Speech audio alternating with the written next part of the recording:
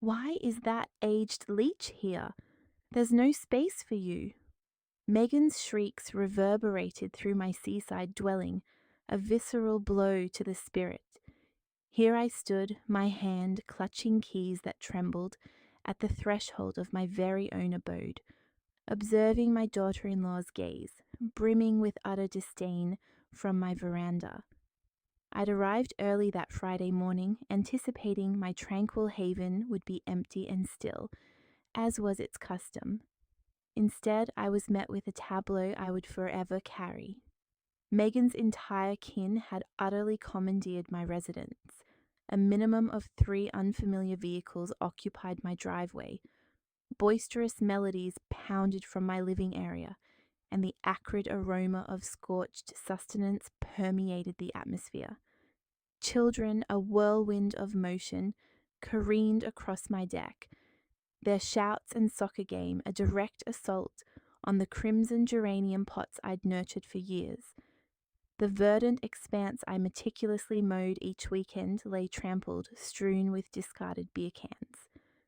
My wicker seating, acquired with such affection the prior year, was draped with damp towels and soiled garments. My once pristine garden bore the semblance of a battlefield, post-bacchanalian revelry. Upon spotting me, Megan displayed not a flicker of remorse. Quite the contrary, she stood rooted in the main entryway as if she were the proprietor. She sported one of my cherished aprons, a piece I had painstakingly embroidered a decade prior with my own hands.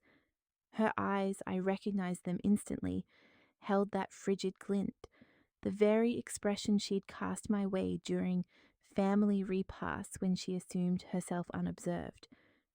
"Megan, I wasn't aware you were visiting," I managed, striving for the most composed tone I could summon from my constricted chest. "This is my residence. I've been frequenting this place for every holiday weekend over the past 2 decades." She emitted a laugh. It was a sound so devoid of warmth it rendered me feeling diminished and utterly insignificant. "Oh, please," she derided. "Robert informed me we could utilize the home for as long as we desired. Furthermore, we are actively engaged in something constructive here. You merely arrive to find fault and disrupt our family arrangements." More individuals materialized behind her. Her sibling Veronica, accompanied by her 2 teenagers. Her mother with hair the color of sunshine, who regarded me as if I were an interloper, and 3 others I couldn't place. There was an elder gentleman in a Hawaiian shirt, seemingly her uncle, a young woman cradling an infant, and another man calmly smoking on my balcony, as if it were the most natural thing. They all fixed their gazes upon me, a blend of irritation and surprise etched on their faces, as if my presence in my own home constituted a grievous imposition. Megan's mother advanced, her inspection of me laced with disdain.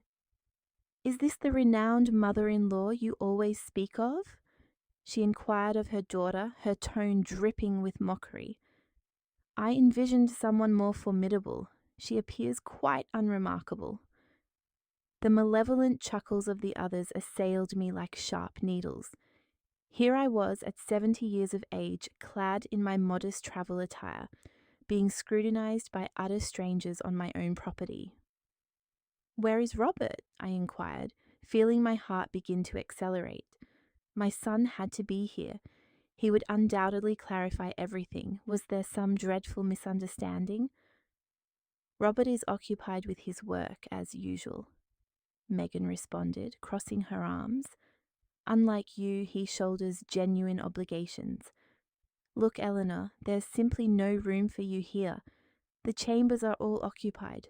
The kitchen is presently engaged in preparing sustenance for the entire collective, and frankly, your presence would only foster unwarranted friction."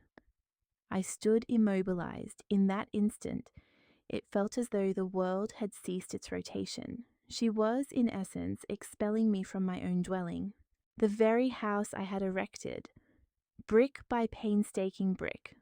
Following my widowhood, the house for which I had toiled relentlessly, day and night, for years as a seamstress, solely to meet its financial obligations. Moreover, Megan continued, a venomous smile playing on her lips, I've already conferred with Robert, and we've reached a consensus that this domicile warrants more frequent utilization. It makes no sense for it to remain vacant for the majority of the time while you reside comfortably in the city. We have children who require ample space to mature. The pronouncement struck me with the force of hurled stones. 2 decades dedicated to constructing this residence after my husband's passing. 20 years of meticulously settling every single installment on the mortgage, utilizing earnings gleaned from tailoring garments for other families. 2 decades devoted to attending to every infinitesimal detail, every botanical specimen, every secluded corner of this establishment that had evolved into my personal sanctuary, my solitary refuge from the world's harsh realities. This domicile is mine, Megan, I managed to articulate, though my voice betrayed a weakness I would have preferred to conceal. I possess the pertinent documentation. I am responsible for all expenditures. Oh, that suffices, she interjected, her voice escalating further. It's invariably the same refrain. How it belongs to you, how you bear the cost. Robert is your progeny, is he not? What is yours by extension is his, and what is his by consequence is also mine. That is the customary manner in which functional families operate. The youthful members had ceased their boisterous games, and every individual was now observing me in hushed anticipation. I could sense their collective gaze, a palpable weight of judgment, as they awaited my reaction. The searing heat of humiliation flushed my cheeks, yet an intrinsic resolve within me refused to buckle. It staunchly resisted their expectation of a spectacle. One of the adolescents, seemingly Megan's niece, approached, her expression a testament to insolence. Why don't you simply find a hotel? My aunt is quite correct. There is no additional space available here. It is entirely acceptable, my dear, I finally responded, my lips forming a smile that emanated from my very core, though I knew it failed to reach my eyes. I comprehend the circumstances quite thoroughly. Megan's visage lit up with a triumphant smirk, convinced of her victory. The others appeared placated, as if they had been privy to a righteous triumph. They remained oblivious to the tempest they had just unwittingly summoned. As I retreated from my own dwelling, my steps measured and dignified, my mind journeyed back 2 decades, to a time when this parcel of land was naught but an uncultivated expanse, overrun with weeds and nascent aspirations. I was 50 years of age then. I had recently been widowed, and Robert was a mere 25. It was the two of us against the world, and I had made the most pivotal choice of my existence, to forge a sanctuary for our family.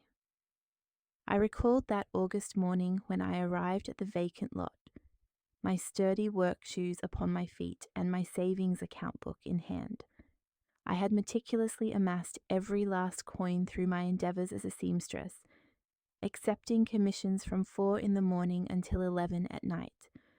Bridal gowns, school uniforms, clothing alterations, draperies for the residences of others.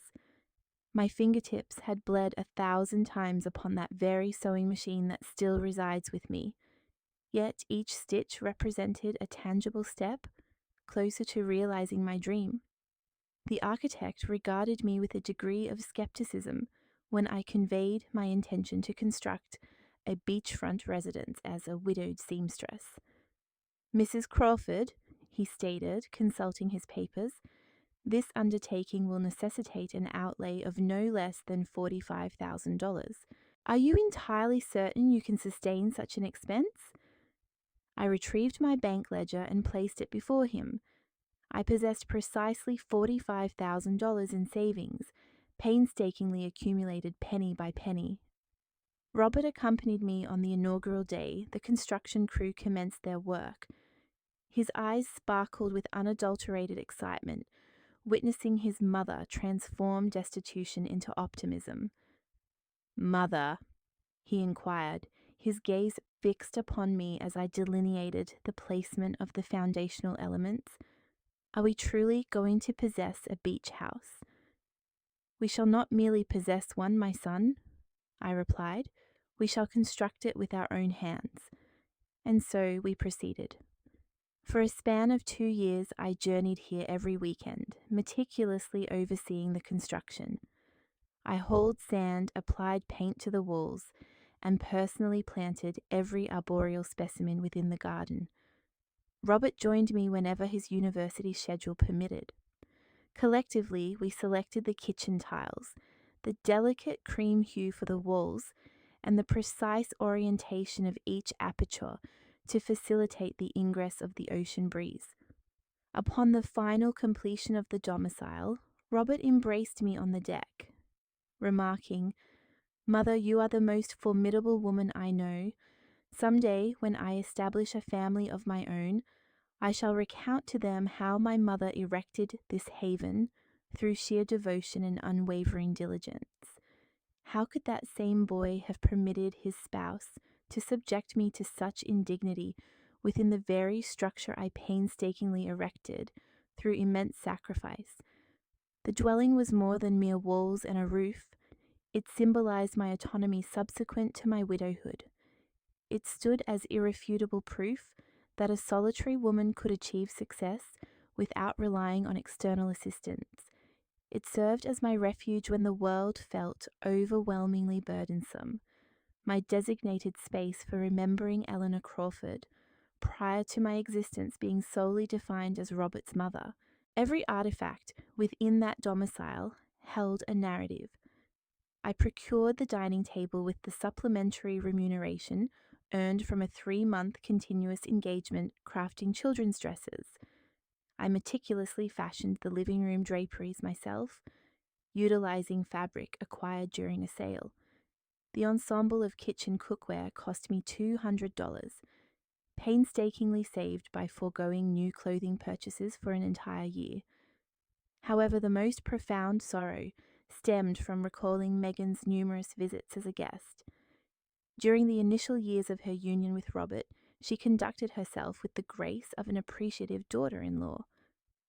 "Oh, Mother Crawford," she'd exclaim, "what a magnificent residence you possess. You must feel an immense sense of pride in all your accomplishments." She would assist with culinary preparations, engage with the children on the beach, and even present me with market flowers during their visits. When did the transformation occur? When did she begin to perceive me as an encumbrance, rather than the woman who had bestowed upon her a husband? Perhaps it was when Robert secured that more lucrative employment, prompting her to cease her own professional endeavours. Or possibly it was when they acquired their own residence in the city, and she started to harbour a sense of superiority over the widowed seamstress residing in a modest apartment. The indicators had been present for years, yet I had consistently overlooked them. Her pronouncements regarding my age. "Mother Crawford, you should prioritize rest. It is not beneficial for you to exert yourself so strenuously at your current age." Her recommendations concerning my wardrobe. "Why not acquire some more contemporary attire? Robert now commands a substantial income. He can assist you." Her subtle hints about the domicile. "What a lamentable waste for this house to remain vacant for extended periods." It was only now that I grasped the extent to which she had been meticulously orchestrating this scenario for a considerable duration. The invasion of my home had not been a spontaneous occurrence. It had been a calculated, meticulously planned endeavor, designed to humiliate me and to seize control of what I had painstakingly constructed. As I made my way towards my vehicle, I felt an emotion I had not experienced in decades, a pure, unadulterated fury, ascending from the depths of my stomach to my throat. It was not the blind, uncontrolled rage that compels one to scream and lose all composure. It was something considerably more potent. It was the astute indignation of a woman who had navigated the treacherous waters of poverty, widowhood, and decades of arduous labor. Megan had committed a catastrophic miscalculation. She had fundamentally underestimated Eleanor Crawford. She presumed me to be a harmless elderly woman, content to remain silent in the face of profound humiliation. She failed to recognize that she was confronting an individual who had amassed a fortune from humble beginnings, raised a son single-handedly, and faced the world with nothing but determination, emerging victorious. Yet, the sting that pierced me most acutely was not Megan's perfidy. It was Robert's silent betrayal. My son, the child for whom I had provided tender care during his fevers, the young man whose tertiary education I had steadfastly supported, the individual who had pledged his eternal protection, had passively permitted his wife to treat me as mere refuse within my own sanctuary. I entered my vehicle and ignited the engine. I would need to secure lodging for the night, but it would be a fleeting arrangement, exceptionally brief, for Megan Dyson had just initiated a conflict she was wholly unprepared to wage, and I, a seasoned combatant. The Golden Sands Hotel incurred an expense of $85 per night. Funds I had not allocated in my budget, as my expectation was to slumber in my own bed, within my own home. Yet here I was completing the check-in process as any ordinary tourist, while my cherished residence was occupied by interlopers who felt an unwarranted sense of entitlement to my property. Sleep eluded me that night. With every closure of my eyes, Megan's smug countenance materialized. Her venomous words echoed. I felt the corrosive sting of humiliation festering within me. At 6 a.m, I was already awake, savoring my coffee and meticulously charting my subsequent course of action. I resolved to return to the residence, hoping to engage in a calm discourse. Perhaps it had been a simple misunderstanding. Possibly, Megan's reaction had been exacerbated by the stress of hosting a large family gathering. Conceivably, Robert might appear and extricate me from this predicament. After all, he was my son. He understood, perhaps better than anyone, the magnitude of my sacrifices for that home. Upon my arrival at 8 a.m, I discovered the front door secured, my own door barred. I was compelled to ring the doorbell of my own dwelling as though I were an uninvited guest. Veronica, Megan's sister, responded, still clad in her night attire and exuding an aura of annoyance.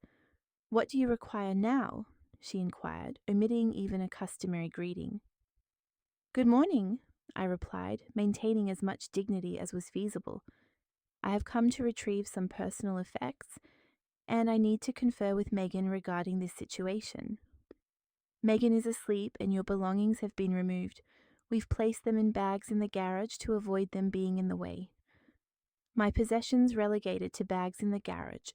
The sensation was akin to a sharp thrust through my very core. "What do you mean my belongings are in bags? This is my home, Veronica. Everything within these walls is mine." "Look, madam, I do not wish for any disturbance, but Megan has fully explained the circumstances. Robert granted her permission to utilize the house, and you two have already settled everything. I fail to comprehend why you persist in creating a scene now." She allowed me entry, yet I felt like an unwelcome trespasser in my own sanctuary. The olfactory atmosphere was altered. It carried the distinct scent of unfamiliar cuisine, tobacco smoke, and inexpensive perfume. My living area was a chaotic tableau of inflatable sleeping arrangements and clothing strewn haphazardly. The furnishings I had selected with such profound affection were marred by stains and disarray. As I entered the kitchen, my heart nearly ceased its function.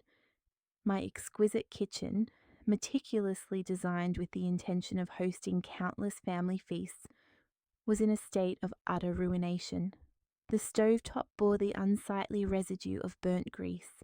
The sink was choked with unwashed crockery, emitting an offensive odor. And they had employed my finest cookware for the preparation of a dish that had left indelible scorch marks upon their bases. "Where are my china plates?" I inquired, my voice betraying a tremor. Oh, a few of those unfortunately broke. The children were engaged in play, and you know how they can be. Megan mentioned they were quite ancient. My china plates, the very ones I had painstakingly acquired individually over the years, saving diligently to complete the set, the ones I had reserved solely for extraordinary occasions due to my deep affection for them, were shattered, discarded, as if they possessed no intrinsic value. I ascended the staircase towards my master bedroom, the sanctuary where I had envisioned finding repose during these days. The portal stood ajar, and within, Megan's mother, already attired, was occupied with arranging garments within my closet, as if it were her own domain. Pardon me, I stated, endeavouring to preserve my composure. This is my chamber. Oh, my daughter Megan has apprised me of everything. Do not concern yourself. I shall attend to matters with the utmost diligence. Observe, I have even organised your apparel into these receptacles to prevent them from creasing. My dresses, my blouses, my footwear, all my personal attire had been unceremoniously crammed into plastic sacks, as if destined for a charitable donation. 2 unknown children slumbered upon my bed, and my cherished pillows lay strewn across the floor, discoloured and malodorous. Madam, I must request that you remove these children from my bed, I stated with unwavering firmness. Your bed? She scoffed. Oh, please, Megan informed me you would no longer be utilizing this chamber. The children require a comfortable sleeping arrangement, not the floor. It was akin to experiencing a waking nightmare. Within the confines of my own domicile, I was being treated as an intruder, as if my 30 years of labour and personal sacrifice held no consequence, as if my legitimate claims to my property were merely the fanciful notions of an elderly woman. I descended the stairs, my entire being trembling with righteous indignation, and sought out Megan. I discovered her on the terrace, imbibing coffee from one of my favoured mugs, draped in my housecoat, engaged in a telephone conversation as if she were the mistress of the estate. Yes, mother, the residence is exquisite. Rest assured, I have meticulously managed all arrangements. The mother-in-law comprehends the current circumstances. She chuckled heartily during our discussion, as if my utter humiliation were a source of amusement. Upon noticing me, she terminated the call and regarded me with palpable irritation. What brings you here so early? I believed it was unequivocally clear that there was no space for you. Megan, we must converse. This domicile is legally mine. I remit the property taxes. I bear the responsibility for its upkeep. I possess all the requisite documentation. Robert holds no authority to grant you permission for my property without my prior consultation. Oh, please refrain from initiating your legal theatrics. Robert is your son, is he not? Children inherit from their progenitors. It is a standard practice. Furthermore, we are ensuring the property is better maintained than you were. Observe its current state, teeming with family. It appears so exceptionally joyful. Joyful? You have utterly despoiled my kitchen. You shattered my tableware and confined my garments to sacks as though they were refuse. Well, you possess a considerable accumulation of antiquated items that are no longer of practical utility. We took the initiative to conduct a comprehensive decluttering. We performed a service for you. I found myself utterly incapable of processing the statements I was hearing. This woman had infiltrated my home, decimated my possessions, debased my heritage and my cherished memories, and then possessed the unmitigated audacity to claim she had rendered me a service. Where is Robert? I inquired one final time. I have already informed you that he is occupied with his professional duties. However, rest assured, he is in complete accord with all these arrangements. Indeed, it was his very proposition.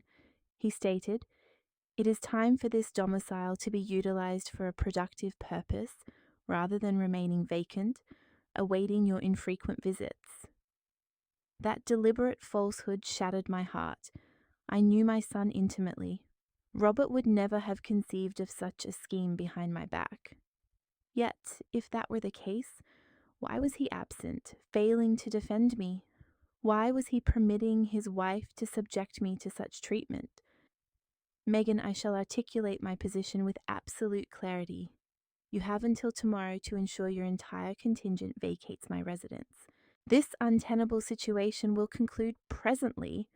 She erupted into that familiar, cruel laughter. What? Are you contemplating contacting law enforcement? Are you intending to initiate legal proceedings against your own son? Do not be absurd, Eleanor. You are aware that you possess no recourse against us. We are family. In that precise moment, I recognized the truth in one of her assertions. We were, in essence, family. However, she had evidently disregarded a fundamental tenet of genuine familial bonds. Predators do not prey upon their own kind, and she had just launched a direct assault upon the oldest and most sagacious predator among them. I offered a faint smile and turned to depart. You are correct, Megan. We are family, and you will soon witness the true import of that declaration. That afternoon, I returned to the house under a fabricated pretext.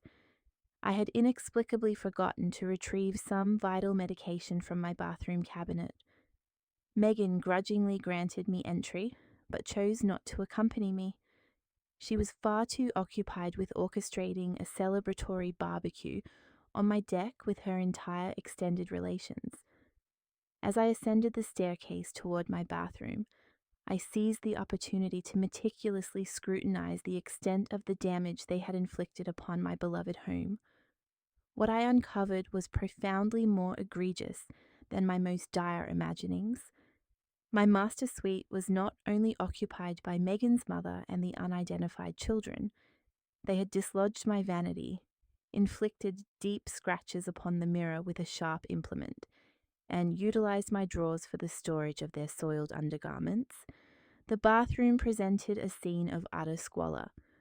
My pristine white porcelain bathtub, which I had specifically commissioned and installed, having long envisioned tranquil soaks after arduous workdays, was discolored with black hair dye. The hand-embroidered towels lay strewn across the floor, reeking and soiled. My personal grooming products had vanished, presumably appropriated by all the female members of Megan's family. However, what truly ignited a tremor of incandescent rage within me was the discovery within my concealed alcove. Concealed behind the primary wardrobe, I maintained a diminutive space where I safeguarded my most crucial documents and certain treasured mementos. It was a profoundly private repository, unknown to anyone else. This sanctuary had been discovered and brutally violated. My documents lay in disarray, scattered upon the floor. The jewelry I had inherited from my mother was conspicuously absent. The property deeds for the house were crumpled, suggesting they had been handled with utter carelessness. Yet, the most alarming revelation was the presence of papers that were not my own. Legal documentation bearing the names of Robert and Megan. With trembling hands, I procured them and perused their contents with haste. It was a petition to alter the ownership of the property. They intended to transfer the house into Robert's name, asserting that I, owing to my advanced age and a purportedly deteriorated mental state, was no longer competent to manage valuable assets. Deteriorated mental condition. I, the woman who had managed her financial affairs with impeccable precision for 70 years, who had amassed a fortune from scratch, who was still actively engaged in employment and maintaining her financial independence. They sought to declare me mentally incapacitated to expropriate my home. The document bore a date from the preceding week. This irrefutably confirmed that the invasion of my residence had not been a spontaneous act.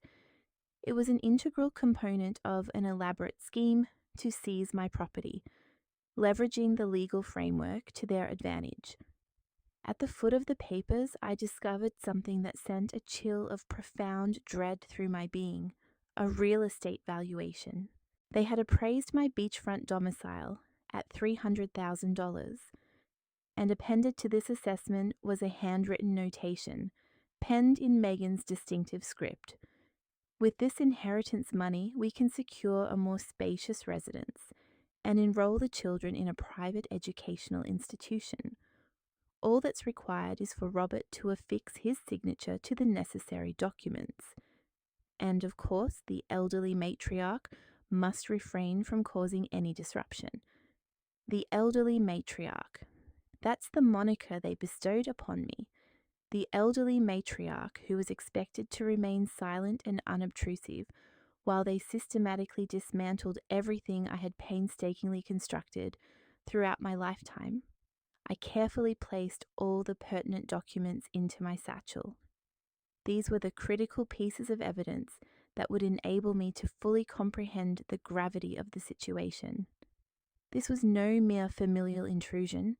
It was a meticulously orchestrated act of larceny, a sophisticated scheme of deceit designed to divest me of my life's achievements, with my own offspring complicit in the act. I exited the concealment of the closet and proceeded to the window of my private chamber. From this vantage point, I could clearly observe the veranda where Megan's entire family was engaged in a boisterous celebration.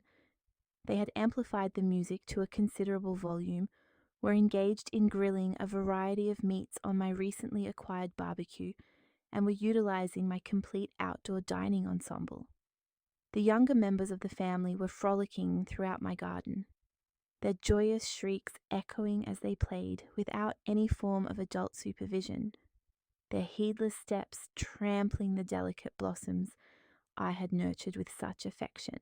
However, the sight that caused me the most profound distress was witnessing Veronica, Megan's sister, posing for a multitude of self-portraits in various locations within my home, striking poses as if she were the rightful proprietor of this esteemed abode.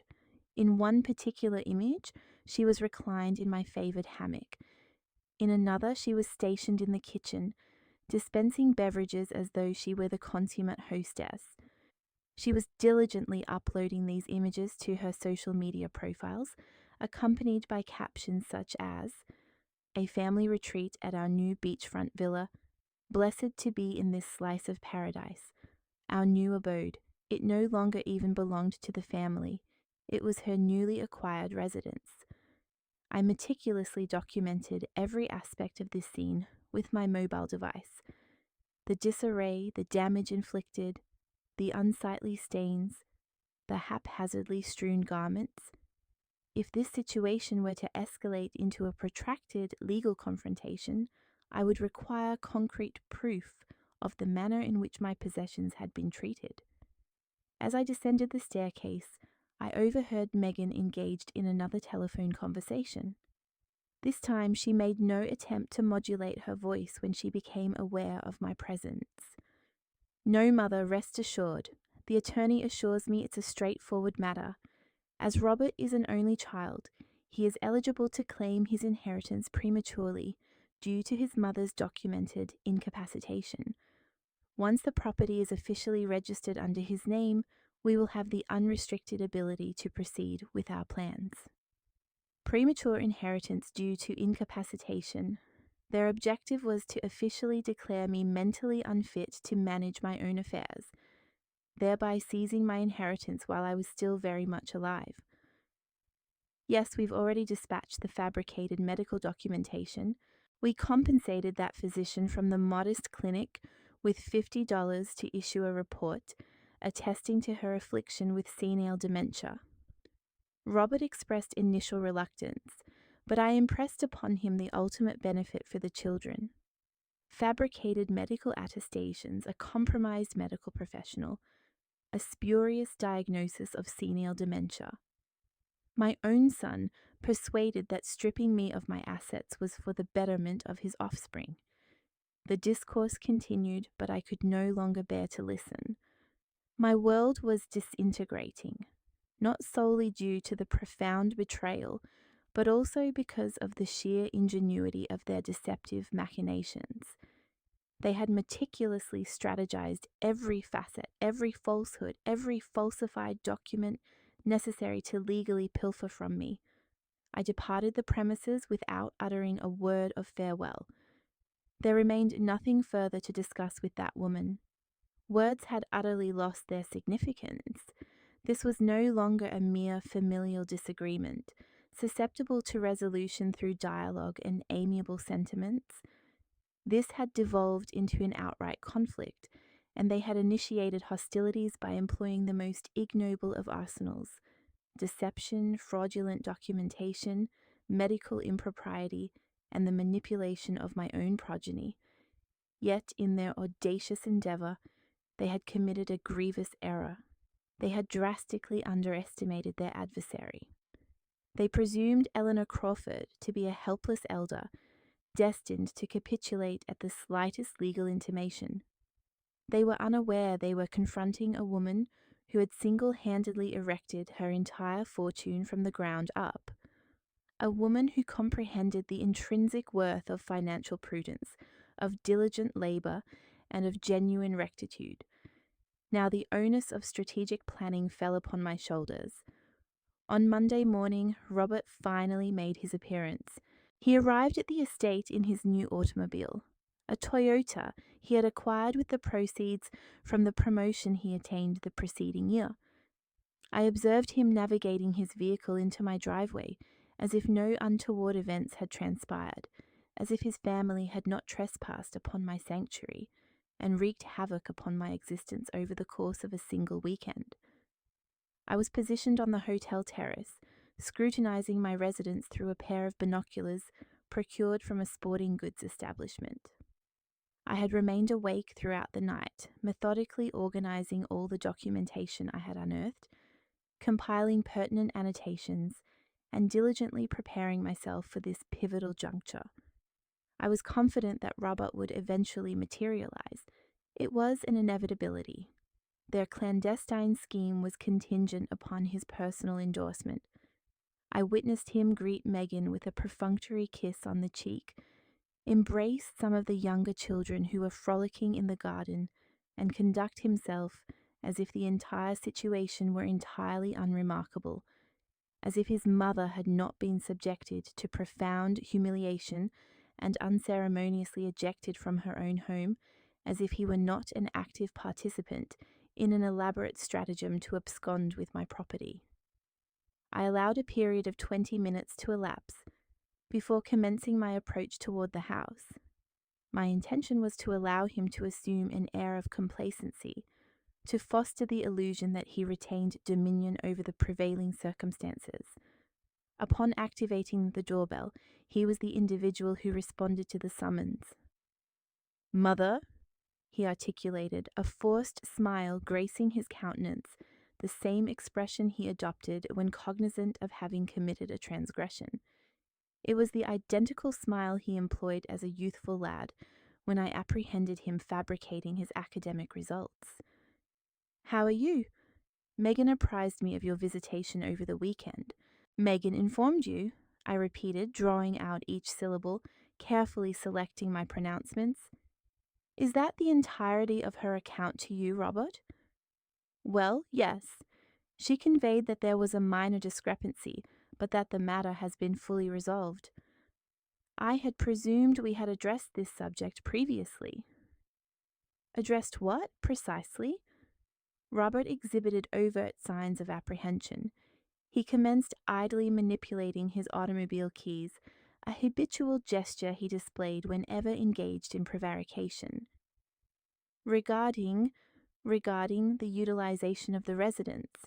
You comprehend, Mother, your visits here are infrequent, and Megan's family necessitates a venue for their communal gatherings during their vacations." "Ah, I apprehend. And did our prior discussion encompass the matter of my mental competence assessment?"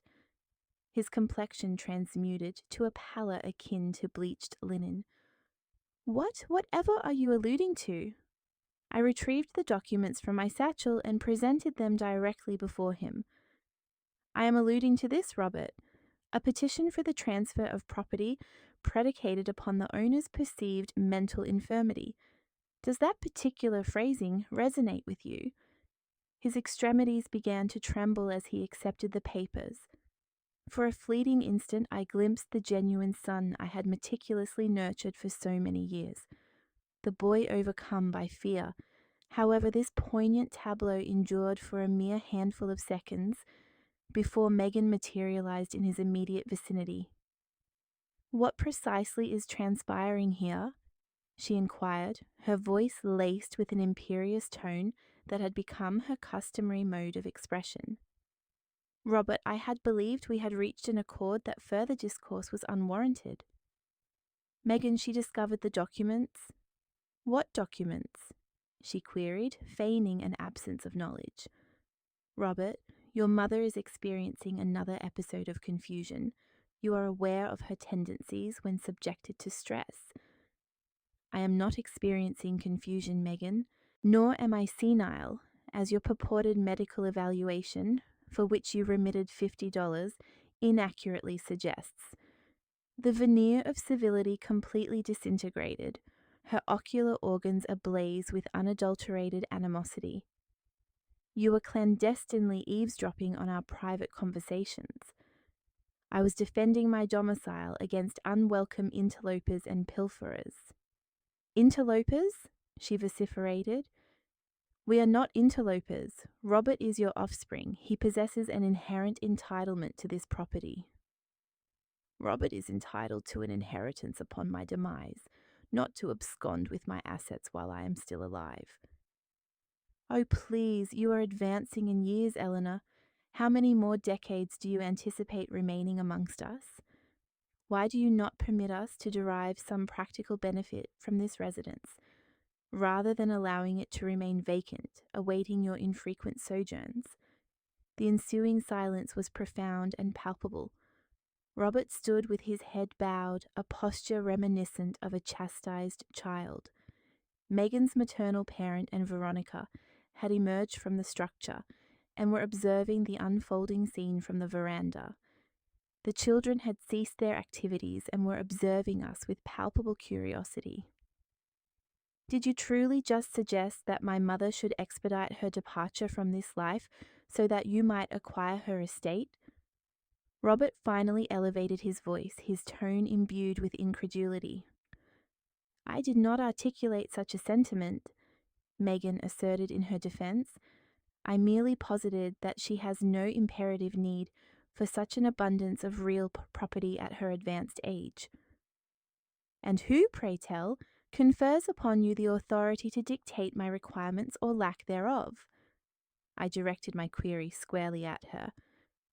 "Who do you presume yourself to be, to intrude upon my residence, vandalize my possessions, purloin my jewelry, and conspire to divest me of the fruits of my life's labor through the medium of fabricated documents? We did not abscond with anything." "Indeed. Then where, might I inquire, are the pearl earrings bequeathed to me by my departed mother? Where is the gold timepiece belonging to my late husband? Where are the silver coins I had meticulously secreted away in my clandestine repository?" Robert regarded me with an expression of bewildered astonishment. "What silver coins?" "The very ones your spouse is cognizant of owing to her thorough perusal of my private documents in her relentless pursuit of opportunities to despoil me." "That is an outright fabrication," Megan interjected with vehemence, though the flush that suffused her countenance belied her assertion. "Robert," I addressed my son, employing the utmost tranquillity I could muster, "I require you to furnish me with the unequivocal truth at this precise juncture. Were you privy to the existence of the property transfer documentation?" "Tell her," Megan adamantly commanded him. "Assure her you were aware. Tell her you concurred. Inform her that the opportune moment has arrived for you to prioritize your genuine family, rather than dedicating your entire existence to placating your mother." "Cease your pronouncements, Megan," Robert finally erupted, his voice resonating with pent-up frustration. simply ceased. A collective hush descended upon us. Robert had never heretofore raised his voice in opposition to his spouse. He was inherently a reticent individual, inclined to circumvent discord. His paramount objective had consistently been the preservation of domestic harmony. To witness him lose such composure was a profoundly disconcerting spectacle for all present. "Mother," he implored, his gaze downcast, tears welling in his eyes. I never envisioned a scenario where matters would devolve to this extent." "Yet you were aware of the documentation, were you not? Affirmative or negative?" "Yes," he whispered, his voice barely audible. "I was." My heart fractured into a myriad of irreparable pieces. While I had harbored suspicions regarding my son's potential betrayal, it was an entirely different matter to receive his explicit confirmation. "And the spurious medical report as well?" Megan asserted it was merely a procedural formality, that all offspring are compelled to undertake such measures when their progenitors attain a certain age, that it was commonplace, that it served as a protective measure for you. "Protective from what, Robert?" From your propensity to make imprudent financial decisions." "What imprudent decisions?" "Utilizing my funds for my own residence, for my personal vacations." "No, mother, but Megan is correct in that the residence remains unoccupied for substantial periods, and we incur considerable expenditures. We have children who have needs, and that is precisely why you elected to despoil me rather than solicit my assistance." "We are not despoiling you," Megan interjected once more. "We are endeavouring to assist you in managing your finances more judiciously." "Assisting me judiciously by fabricating medical evaluations, concocting a diagnosis of dementia, and intruding upon my domicile as if you were common brigands." "That is sufficient," Megan shrieked. "Robert, articulate the unvarnished truth to her unequivocally.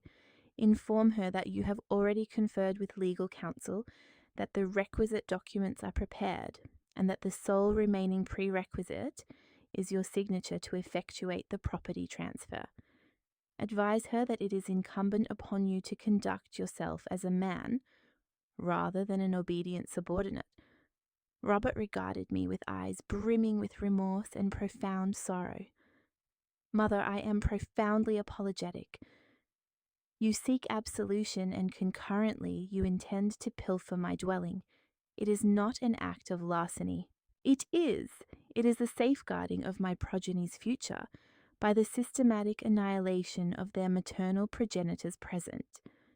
He offered no verbal response, merely standing there, ensnared between his spouse, who was actively pressuring him to endorse my financial demise, and his mother, who was regarding him with a heart utterly shattered. "It is quite all right, Robert," I finally articulated. "I comprehend. I am cognizant of the locus of your allegiances."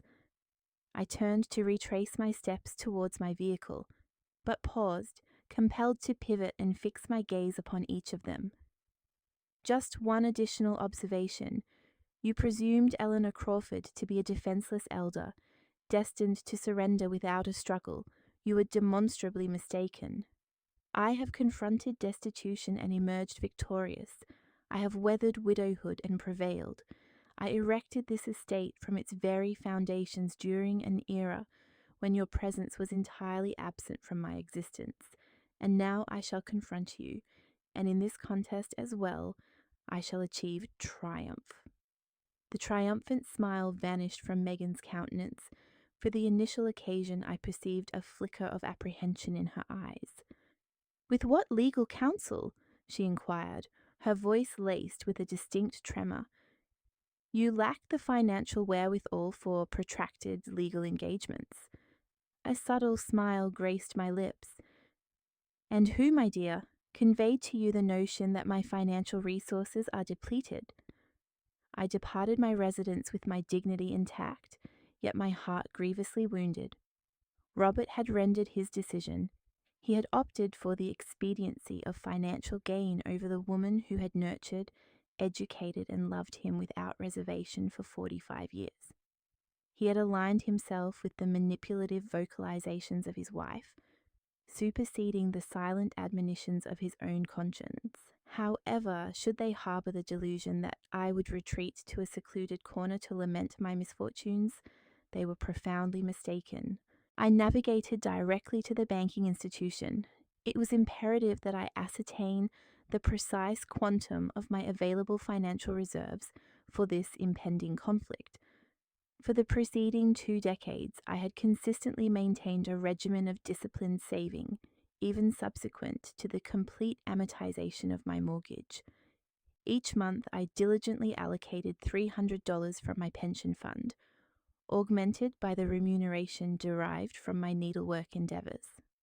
I had internalized from a tender age the profound truth that accumulated wealth represented power. It signified security. It conferred independence. The bank manager, Alex Peterson, had been acquainted with me for a duration of 15 years. He was an individual of considerable professionalism and unwavering integrity, who had consistently demonstrated an appreciation for my fiscal prudence. Eleanor, in what capacity may I be of assistance to you today? I require a precise tabulation of the balances across all my accounts, and I must also discuss a matter of a delicate legal nature. Upon perusing the figures presented on the monitor, a genuine smile illuminated my features for the first time in several days. I possessed $87,000 in accumulated savings, in addition to $23,000 held in certificates of deposit, and $12,000 in my transactional account, aggregating a total of $122,000. Megan had fundamentally miscalculated. She harbored the conviction that I was a destitute elder, solely reliant upon a meager pension.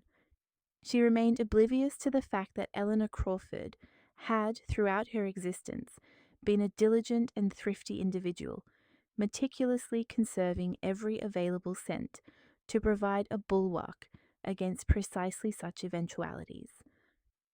Mr. Peterson, I must formally request that you institute a freeze on any attempted incursions by third parties into my accounts. Furthermore, I require an official correspondence from the bank, unequivocally affirming my mental faculties to independently manage my financial affairs. Certainly, Eleanor, is there an issue of concern? My family is actively endeavoring to have me officially declared mentally incapacitated for the purpose of appropriating my assets. His demeanor abruptly shifted to one of grave seriousness. That is a matter of considerable gravity. Might I suggest a referral to a legal specialist? Yes, that would be most appreciated.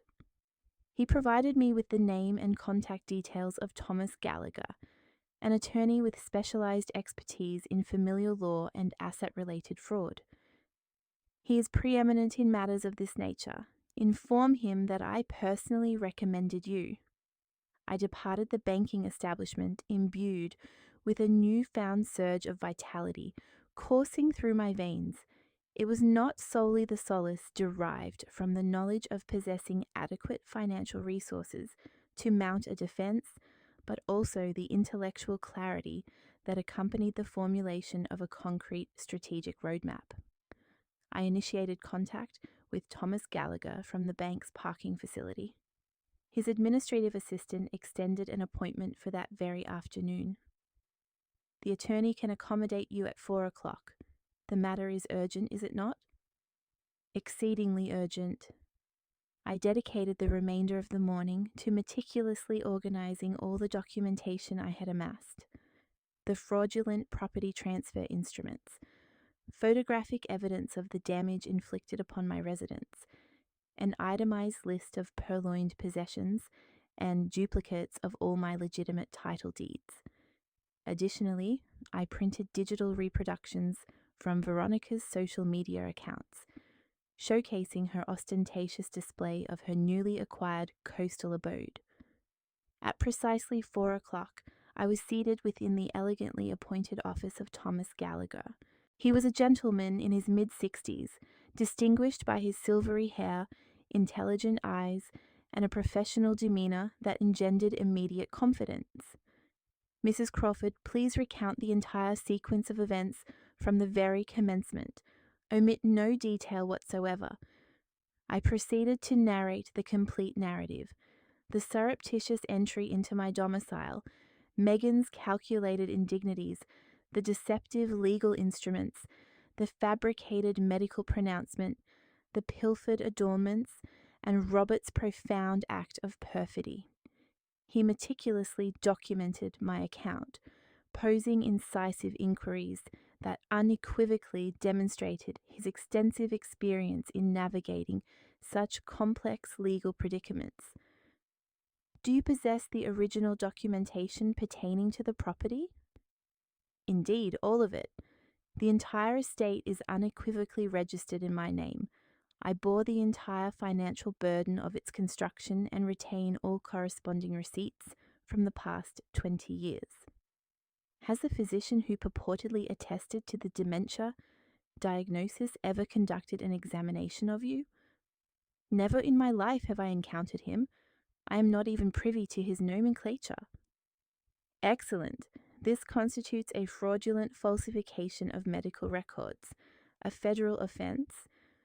Do you possess any tangible substantiation for the stolen jewelry?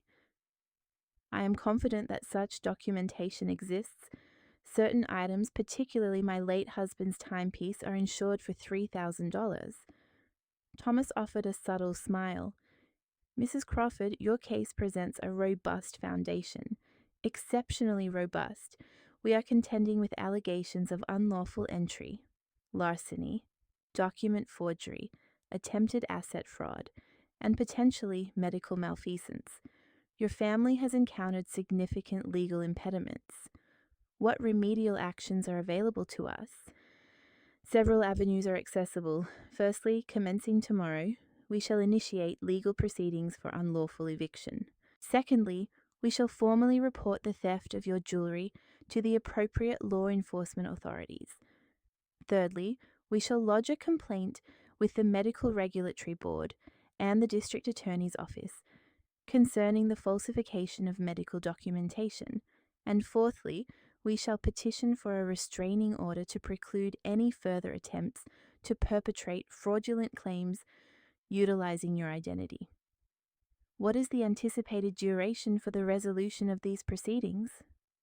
The eviction process can be expedited significantly if the presiding judge perceives incontrovertible evidence of unlawful intrusion. In circumstances of this nature, where the unauthorized occupants lack any legitimate claim to the property, the legal framework operates with considerable celerity. What are the associated financial implications? My professional fees for the entirety of this process amount to $5,000. Are you amenable to immediate remuneration? His smile broadened. I find it most conducive to collaborate with clients who exhibit a profound commitment to the rigorous defense of their legal standing. Mrs. Crawford, your family may have harbored the misconception that you were a vulnerable elder, but they were fundamentally mistaken. You are a woman who has adequately prepared herself. For 70 years, counselor, I have been diligently preparing to defend myself against the vicissitudes of the world. I have no intention of ceasing this practice now. An exemplary disposition, a singular, crucial inquiry. Are you prepared to pursue this matter to its ultimate conclusion? Because upon initiating this legal campaign, your familial relationship with your son will likely undergo irreparable damage. I paused for a moment of contemplation, my thoughts turning to Robert, to the boy he once was, to the man he might have become, and to the craven individual he had ultimately transformed into.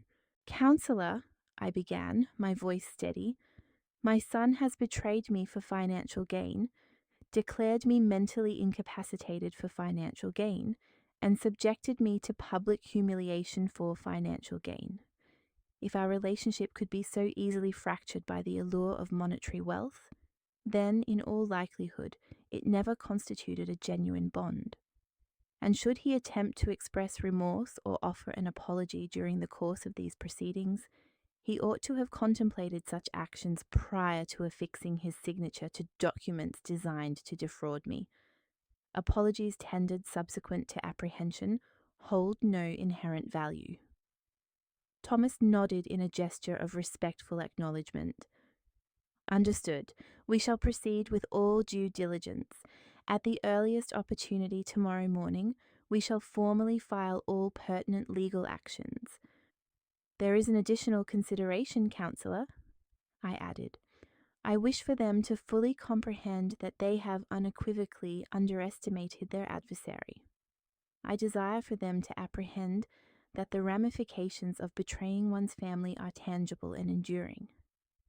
What specific strategy do you envision? I desire for this litigation to be conducted in the public sphere. I wish for all their associates, neighbours, and acquaintances to be fully apprised of their actions. I wish for the social repercussions of their perfidy to be commensurate with the legal costs, which can certainly be arranged. Court records are inherently public, and we can ensure that the local media are alerted to such a sensational case. I departed that office with a distinct transformation in my demeanour compared to my arrival. I was no longer Eleanor Crawford, the victim of betrayal and humiliation, the wronged mother. I was now Eleanor Crawford, the woman prepared to defend herself, utilising every legal recourse at her disposal. That evening, from the confines of my hotel suite, I contacted my sister Laura, who resided in Texas.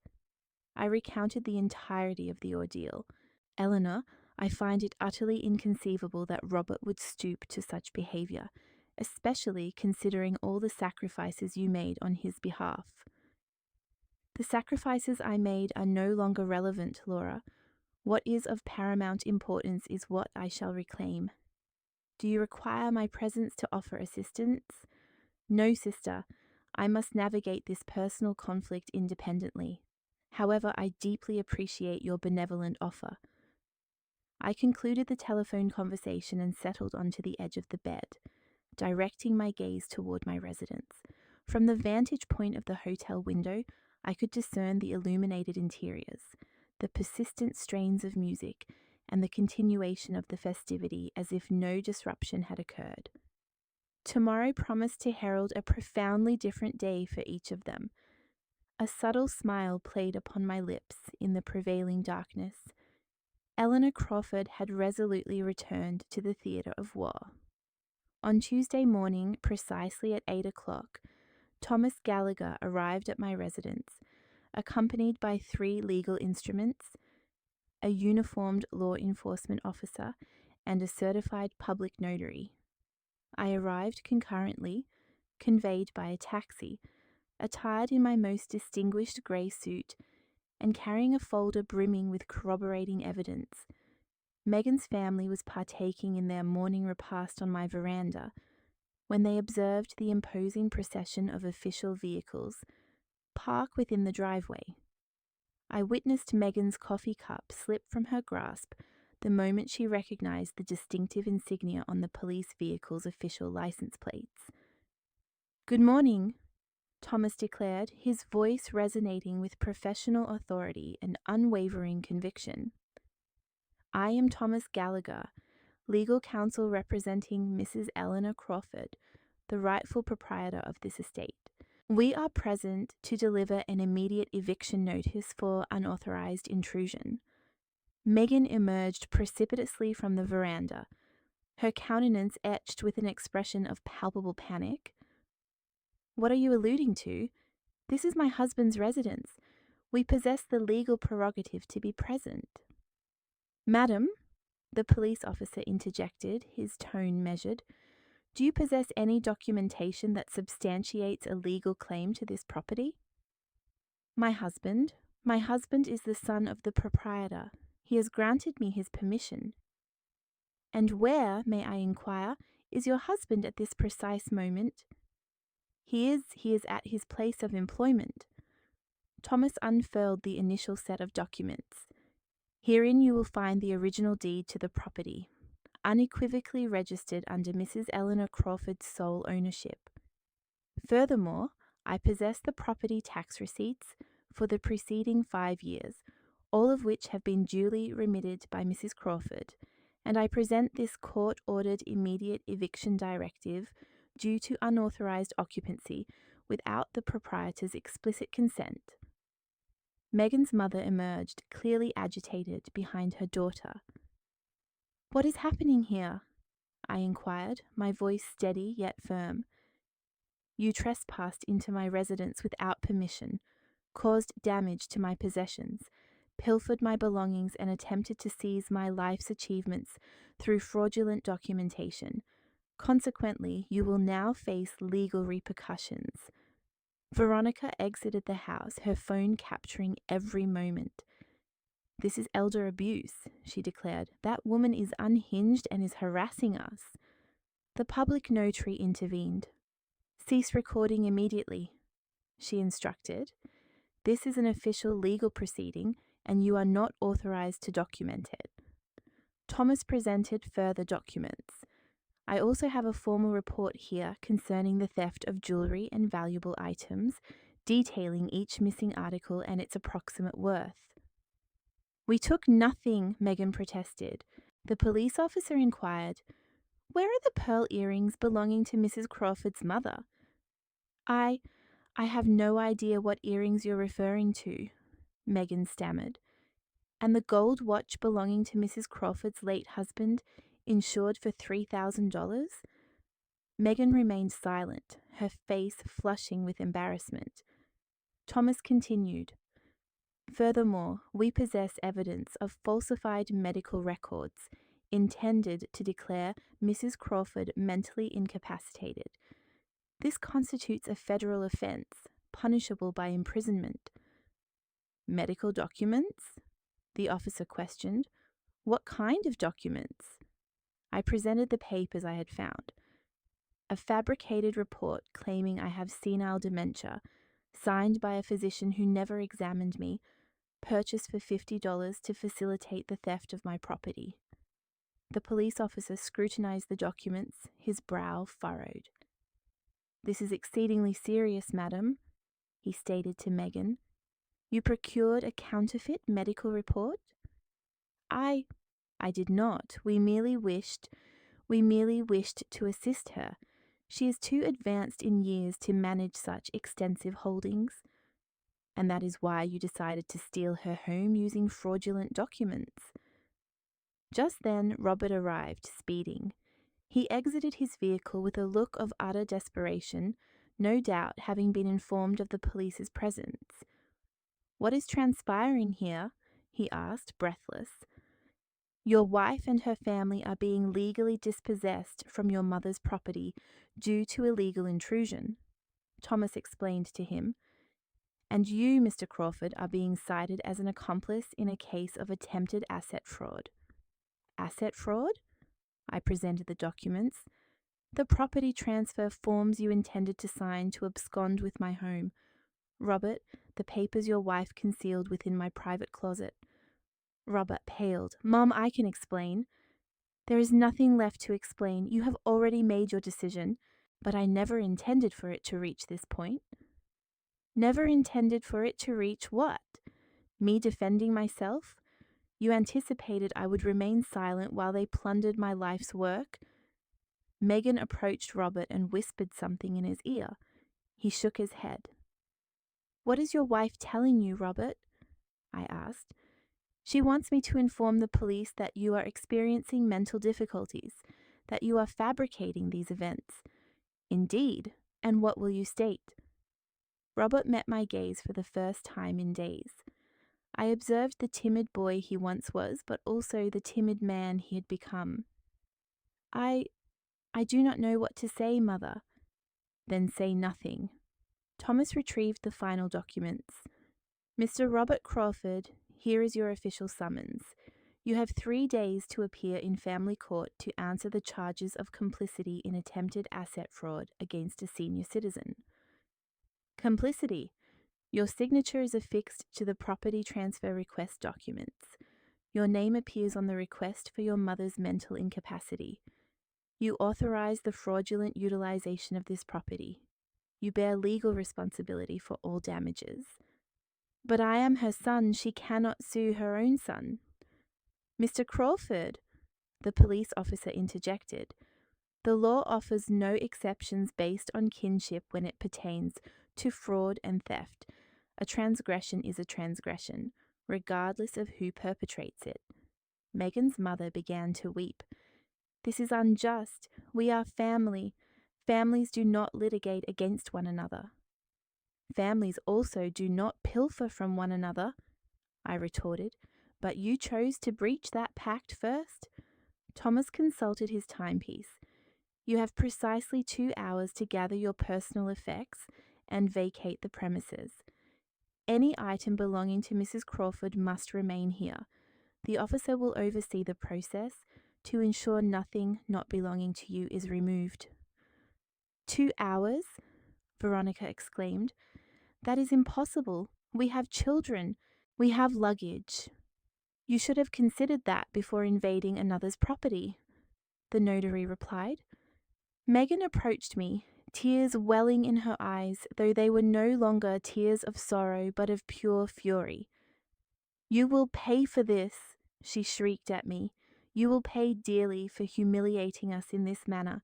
Robert, say something. Defend your family. Robert looked at me with an expression I had never witnessed. It was not affection. It was not respect. It was not remorse. It was unadulterated resentment. Mother, are you truly going to proceed with this? Robert, I already have. You brought me to this point. But we are family. Family? I repeated the word slowly. Family invades homes. Family steals jewelry. Family fabricates medical documents. Family publicly shames its elders. We simply wished. You wished to rob me, and I seek justice. Thomas closed his folder. Ladies and gentlemen, you have 2 hours. The countdown has commenced. I watched as Megan's entire family scurried towards the house like frantic insects, grabbing their belongings, shouting at each other, and assigning blame for the calamity. Yet I remained in my garden, observing the unraveling of their scheme to destroy me. Eleanor Crawford had launched a counter-offensive and secured the initial victory. The ensuing 2 hours felt like a family drama, playing out at an accelerated pace. From the deck of my reclaimed residence, I witnessed the complete collapse of the invasion they had so meticulously orchestrated. Megan's mother was the first to falter. After 30 minutes of wailing and shouting, she sat on the stairs, refusing to assist with the packing. This is your fault, Megan, she berated her daughter. You assured me everything was settled. You told me the old woman had acquiesced to everything. Mother, silence and help me pack, Megan retorted, frantically stuffing clothes into plastic bags. The old woman trapped us. She feigned helplessness, and it turns out she had legal counsel and savings. Veronica filmed the entire ordeal on her phone. However, these were no longer videos celebrating her new beachfront property. They were recordings of the public humiliation of a family being lawfully evicted as trespassers. This is going to go viral, she yelled while filming her sister pack. Everyone will know how they treated us. They will see what kind of person this woman is. The police officer confiscated her phone. Miss, we have already cautioned you against recording without authorization during a legal proceeding. Continued defiance will result in your arrest for obstruction of justice. The children darted around the house, crying and screaming, bewildered as to why they had to depart the paradise where they had been playing. One of them, a boy of approximately 8 years, approached me. Ma'am, why are you evicting us? We haven't done anything wrong. My heart ached slightly. The children were innocent in this entire affair. They had been used as pawns in their parents' machinations. I am not evicting you because you did anything wrong, I explained softly. I am asking you to leave because this is my home and your family entered here without my permission. But my mother said it is our home now. Your mother was mistaken." Megan overheard our conversation and approached furiously. "Do not speak to my children. You have no right to confuse them further." "I am not confusing them. You confused them by bringing them to a residence that was not yours. This house is ours. Robert is her son. Children inherit from their parents." "Children inherit when their parents pass away, not when they are alive and well. You are already elderly. What purpose do so many properties serve you at your age?" Thomas intervened. "Ma'am, every comment you make regarding my client's age is being documented as additional evidence of age discrimination and psychological abuse directed at a senior citizen." Megan immediately fell silent. Robert had been silently transporting suitcases to the vehicles, avoiding my gaze. However, with only 30 minutes remaining before the deadline, he finally approached me. "Mother, we need to converse." "There is nothing left to discuss, Robert." "Yes, there is. Look, I admit that events spiraled out of control, but we can rectify this. We can reach a familial accord without involving attorneys and law enforcement." "What sort of accord?" "You retain possession of the house, naturally. We acknowledge our mistake in arriving without informing you, and in return, you will withdraw all lawsuits and the allegations regarding the stolen jewelry. We will return anything that was inadvertently taken." "Inadvertently?" "Well, you understand, amidst the disarray of relocation, certain items became misplaced." "Robert, do you truly believe I will accept that the appropriation of my mother's jewelry was an oversight?" "Mother, it was not theft. It was a misunderstanding, and the fabricated medical report was also a misunderstanding." He remained silent, and the request for property transfer based on mental incapacity was likewise a misunderstanding. He continued to be silent, and publicly disparaging me by labeling me a parasite was also a misunderstanding. "That was not me. That was Megan." "But you were present. You witnessed your wife demeaning me within my own home, and you offered no commentary." I did not know what to say." "You knew precisely what to say, Robert. You knew you were obligated to defend your mother, but you elected to remain silent to avoid contradicting your wife." "Megan was under stress, Mother. She had her entire family present. The children were restless, and that gave her the right to insult me on my own property." Robert became desperate. "Fine, Megan behaved poorly. I concede that. What else do you wish for me to articulate?" "I wish for you to tell me the truth. I wish for you to admit that you conspired to abscond with my home through fraudulent means. I wish for you to admit that you betrayed me for financial gain." "I did not betray you for money. I did it for my family." "And what am I, Robert? Am I not your family?" "Yes, you are my family, but Megan and the children are my primary concern at present." "So your primary concern at present is to pilfer from your mother?" "It was not pilfering. It was securing my children's future by dismantling the present of the one who gave you life." Robert placed his hands on his head in frustration. "Mother, you do not comprehend. We have substantial expenditures. The children require private education, attire, vacations. Megan's residence requires repairs.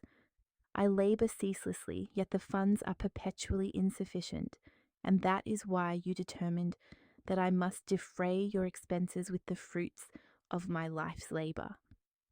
You reside alone in a modest dwelling. You do not require such an expansive beachfront residence. It is an extravagance." There it was, the truth had finally surfaced. Robert had not betrayed me out of familial affection. He had betrayed me because he believed I did not merit that which I had toiled my entire life to acquire. "An extravagance." I repeated the word slowly. "Mother, I did not intend it in a negative sense. Are my 30 years of day and night labor an extravagance? No, but is my discipline of saving every penny to construct this home an extravagance? Mother, please, is my sacrifice of raising you alone after becoming a widow an extravagance? That is sufficient, Robert exploded. It is always the same with you. You constantly remind me of every sacrifice you have made. You perpetually make me feel guilty for having my own life. The ensuing silence was profound. Even Megan ceased packing to listen. Therein lies the truth, I stated with a surprising calmness. You did not betray me for monetary gain. You betrayed me because my sacrifices for you became a psychological burden you could not bear. I did not say that. You did not need to say it. You simply proclaimed it. Robert stood there, breathing heavily, his face flushed with shame and indignation. Do you realize the most sorrowful aspect of all this, my son? I inquired. Had you approached me directly for assistance, I would have provided it. Had you informed me of your financial difficulties, we would have discovered a resolution together. But you opted instead to conspire behind my back, publicly humiliate me, and attempt to extort me through legal channels. Why, Robert? Why did you choose the most cruel path? Because I knew you would refuse. How could you know that if you never asked me? Because you have always been extremely attached to your finances, excessively controlling regarding the fruits of your labor. Controlling? Robert, I funded your university education. I purchased your first automobile. I lent you the down payment for your residence. I have assisted you financially on numerous occasions throughout your adult life, but always with stipulations, always reminding me that it was your money, that it was your sacrifice. I finally grasped the entirety of it. Robert had not betrayed me out of avarice. He had betrayed me out of pride. His masculine pride could not tolerate continuing to depend financially on his elderly mother. Do you know what, Robert? I finally said. You are correct. I should have compelled you to be more independent when you were younger. I should have allowed you to resolve your own issues instead of constantly rescuing you. But it is too late to alter the past.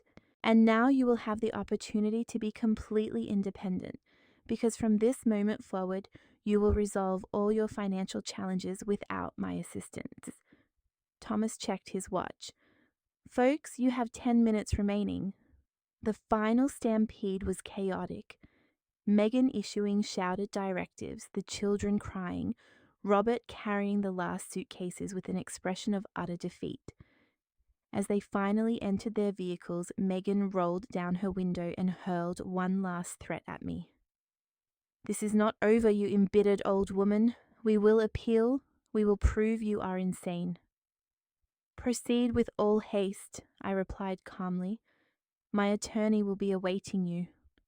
The vehicles departed, raising dust in my driveway. Robert was the last to leave. He glanced at me in the rearview mirror, but I had already turned away. Thomas approached. How do you feel, Mrs. Crawford?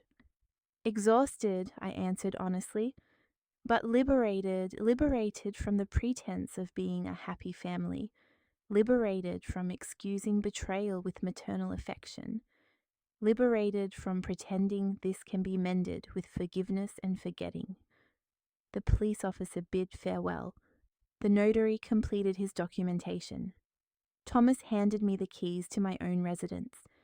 Mrs. Crawford, your home has been officially recovered. I ascended the terrace steps and settled into my preferred armchair. For the first time in a week, I was alone in my own domicile, yet the concluding act of this drama had yet to unfold. 1 week subsequent to the eviction, my beachfront abode had regained its original serenity. I had engaged a professional cleaning service for $700 to eradicate all vestiges of the intrusion. The peculiar odors had dissipated, the stains were gone, and my furnishings were reinstated to their proper positions. However, true justice was merely commencing.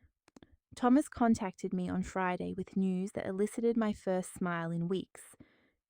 Mrs. Crawford, I have some significant developments.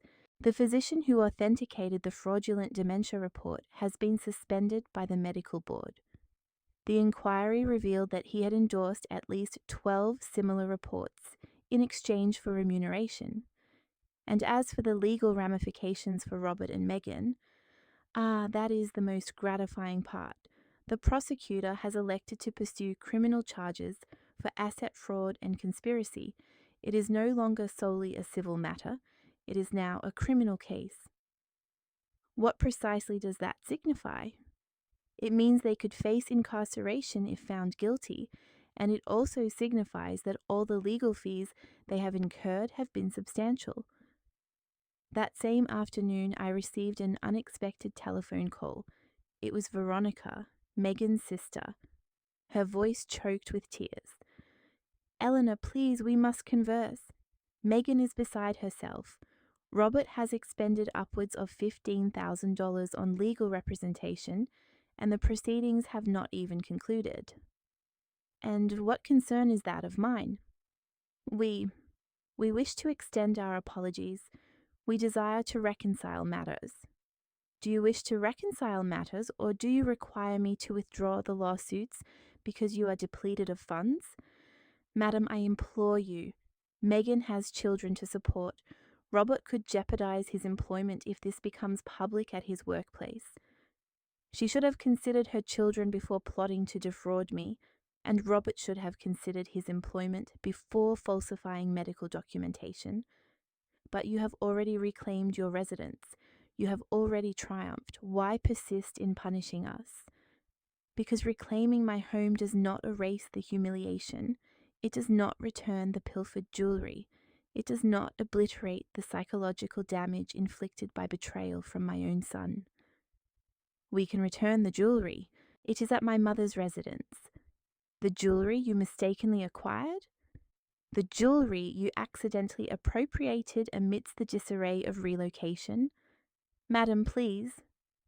"Veronica, convey to your sister that if she wishes to converse with me, she may do so in person and present all the purloined jewelry." I terminated the call, experiencing a peculiar confluence of satisfaction and melancholy. The satisfaction it stemmed from observing the dissolution of the scheme they had devised to ruin me. The melancholy arose from the certainty that my relationship with Robert was irrevocably fractured. 2 days later, Megan appeared at my doorstep. She was alone without Robert, carrying a bag and her eyes swollen from weeping. "Eleanor, I have come to return your possessions and to offer my apologies." "Enter." She sat in my living room like a chastised child, placed the bag on the table, and proceeded to unpack my jewels, one by one. "Here are the pearl earrings. Here is the gold watch. Here are the silver coins. And here is the necklace, which we also took by mistake." "By mistake?" "Madam, the truth is, I took them, but it was not with intent to steal. It was for the purpose of selling them. We were in urgent need of funds. We have considerable debts. Robert incurred losses in several ill-advised investments last year. We are delinquent on our mortgage. Our credit cards are maxed out, and the children require schooling. And that is why you resolved to pilfer from me." "It was not pilfering. It was an indirect plea for your assistance, achieved by trespassing into my home and publicly demeaning me." Megan began to sob. "Eleanor, I admit I behaved poorly, very poorly. But I was desperate when Robert informed me that you possessed this beautiful residence and that you seldom occupied it. I thought perhaps you might consider allowing me to utilize it without your explicit permission. I never intended to take it from you. I merely wished to use it in your absence. And then, when we observed the considerable expense of maintaining 2 residences, we surmised it might be more advantageous for the property to officially belong to Robert, thereby averting future legal complications." "Legal complications, Megan? You initiated the legal complications by falsifying medical records." "That was the proposition of the inexpensive attorney we consulted. He assured us it was the most expeditious method of property transfer between relatives. An attorney advised you to commit fraud. He stated it was not fraud if it occurred between immediate family members. I remained silent for a moment, processing the extent of their exhibited ignorance and naivety. They had devastated their lives financially and legally by heeding the counsel of a fifth-rate, corrupt attorney. "Where is Robert?" I inquired. He did not wish to come. He claims you are no longer his mother." Those words stung more than anticipated, yet they also confirmed the rectitude of my decision. "He claims I am no longer his mother." "Yes." "He states that a true mother would not initiate legal action against her own son, that you prioritized monetary gain over family." "And what is your opinion, Megan?" I believe we initiated this entire situation. However, I also believe you escalated matters unnecessarily. We could have resolved everything as a family without recourse to legal professionals or law enforcement. How could we have resolved it as a family if you never divulged the truth to me, if you deceived me, misled me, and plotted to defraud me behind my back? But we are family. Families extend forgiveness. Families hold one another in regard, Megan, and you disregarded me in every conceivable manner. Megan wiped her eyes and met my gaze directly. "What must I do for you to withdraw the lawsuits?" "Do you truly wish to know?" "Yes. I require Robert to present himself here in person and offer me an apology. Not to you, not over the telephone. I wish he would face me directly and acknowledge the entirety of his wrongdoing. He won't, though. His pride is too immense, too much ego to offer an apology to his own mother, yet no hesitation in attempting to defraud her. He feels wronged by you too, Eleanor. Wronged because I stood my ground against his aggression.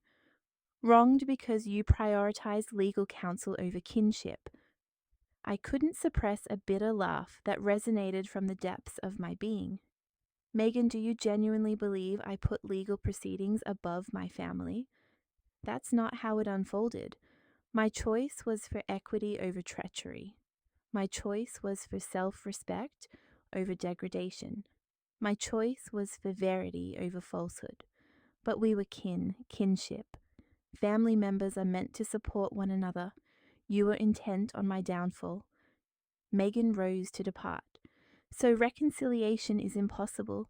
The path to resolution would have been to refrain from the initial transgression."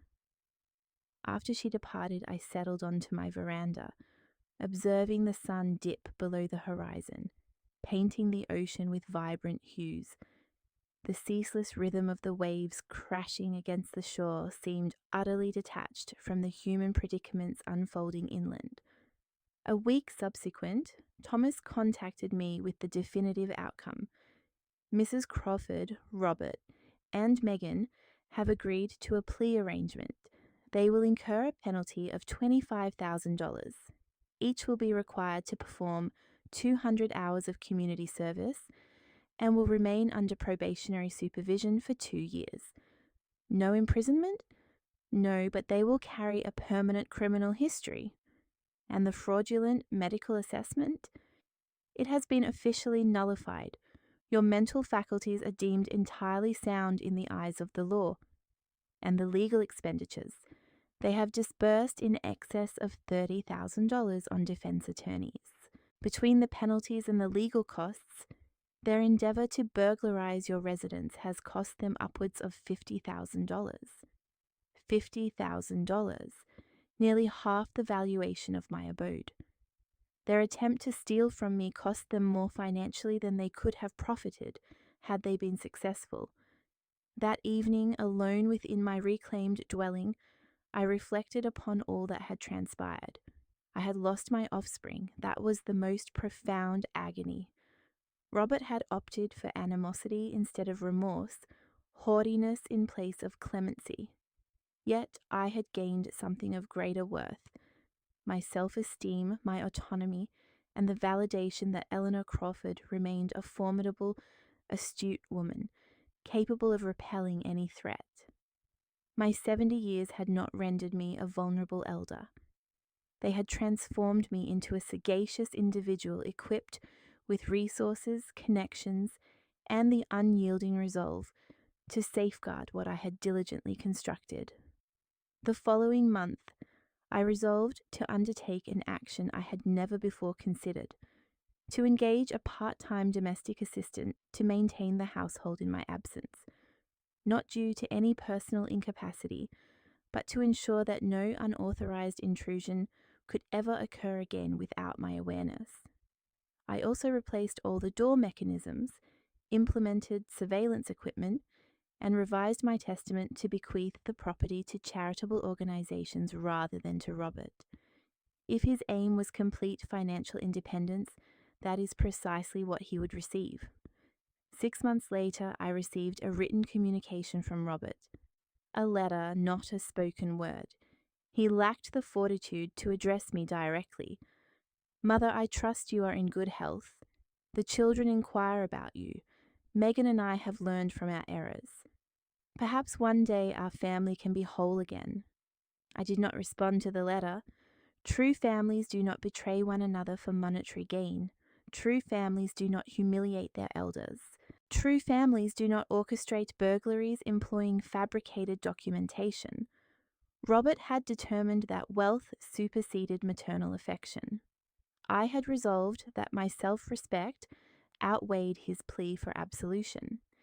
Each of us lived with the repercussions of our determinations. I resided in my coastal retreat, unburdened, self-reliant, and serene.